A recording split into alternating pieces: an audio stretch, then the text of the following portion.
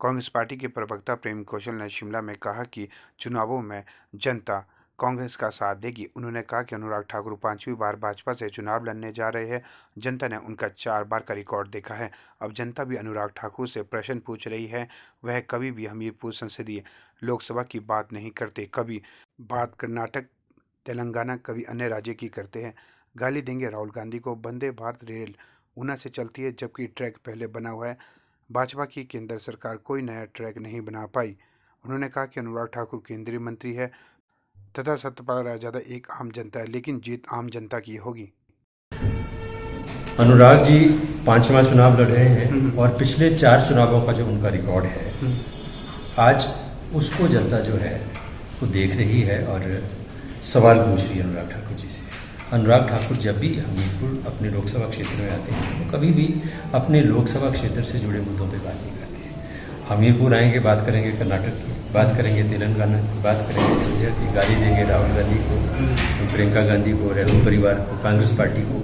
तो इस तरह की राजनीति वो लगातार करते रहे हैं। उन्होंने बहुत से वादे हमीरपुर पार्लियामेंट्री कॉन्स्टिट्यूंसी के लोगों से हर इलेक्शन में किए हैं, लेकिन जब इलेक्शन नया आता है तो वो उन वादों की तरफ कभी भी वो बात नहीं करते, ध्यान नहीं देते। रेल की उन्होंने बात कही थी हमीरपुर में, हर इलेक्शन में कहते हैं। मोदी जी भी एक बार सुजानपुर आए और अपने भाषण में वो भी रेल की बात कर गए, लेकिन एक वंदे भारत ट्रेन जो है वो चली है ऊना से दिल्ली के लिए, और वो ट्रैक जो है वो पहले से बना हुआ है। तो बने बनाए ट्रैक के ऊपर फिर वंदे भारत ट्रेन चलाकर जो है श्रेय लेने की कोशिश जो है वो शोर मचाते हैं अनुराग ठाकुर जी।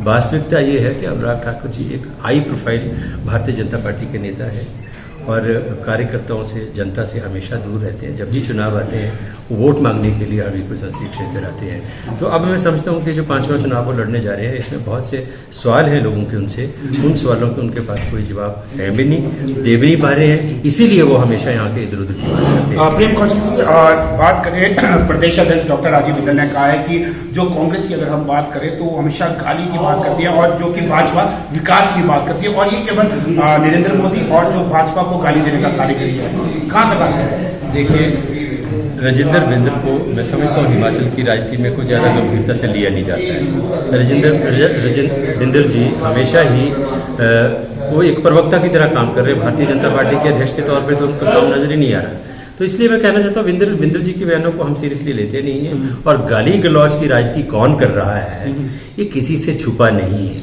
आज गाली गलौज की राजनीति जो कर रहे भारतीय जनता पार्टी, प्रधानमंत्री से लेकर ऊपर से लेकर नीचे तक, बूथ के कार्यकर्ता तक इनके, चाहे सोनिया गांधी है, चाहे राहुल गांधी है, प्रियंका गांधी है, पंडित नेहरू है, इंदिरा गांधी है, राजीव जी है, मनमोहन सिंह है, कोई ऐसा जो है भारत का कांग्रेस पार्टी का नेता नहीं है, पूर्व प्रधानमंत्री नहीं है जिसके विषय में गाली गलौज वाली भाषा में भारतीय जनता पार्टी के नेता बात ना करते हों।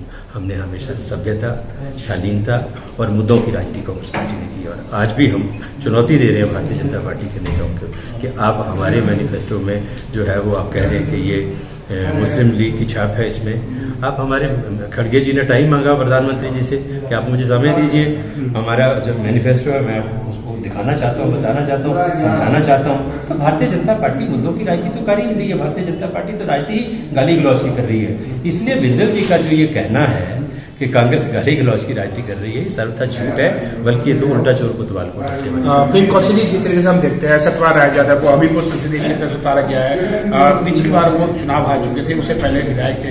तो अब जो उनका जो मुकाबला है अनुराग ठाकुर से होने जा रहा है, जो कि पहली बार उपचुनाव था, उसके बाद वो 3 बार सांसद है, कुल मिलाकर 4 बार सांसद और 5वीं बार चुनाव लड़ने जा रहे। तो कितना मजबूत मानते हैं आप रायजादा? देखिए, सत्यपाल रायजादा और अनुराग ठाकुर में अगर तुलना की जाए तो फर्क सिर्फ इतना है कि अनुराग ठाकुर केंद्रीय मंत्री हैं और पूर्व मुख्यमंत्री प्रेम कुमार धूमल के सुपुत्र हैं, और अनुराग जो हमारे सत्यपाल रायजादा हैं वो एक साधारण परिवार से संबंध रखते हैं, जमीन से जुड़े हुए नेता हैं। जहां भी कोई कहता है वहीं उसके साथ बैठ के चाय पी लेते हैं, बात कर लेते हैं। साधारण आदमियों से, आम आदमी से जुड़े हुए नेता हैं, जबकि अनुराग ठाकुर जो है उनका हाई प्रोफाइल पॉलिटिकल स्टाइल है, जैसे प्ले बॉय जिसको कहते हैं, वो उस तरीके का उनका अंदाज है। तो मैं समझता हूँ कि एक जमीनी नेता के साथ और एक हवाई नेता के बीच में मुकाबला है, और इसमें जीत जो है वो जमीनी नेता की। बिल्कुल, ये थे प्रेम कौशल जी, कांग्रेस प्रवक्ता। इनका कहना है कि जो सत्यपाल रायजादा और अनुराग ठाकुर के बीच इस बार मुकाबला है, और जो जमीनी स्तर से जुड़े सत्यपाल रायजादा जनता उन्हें अपना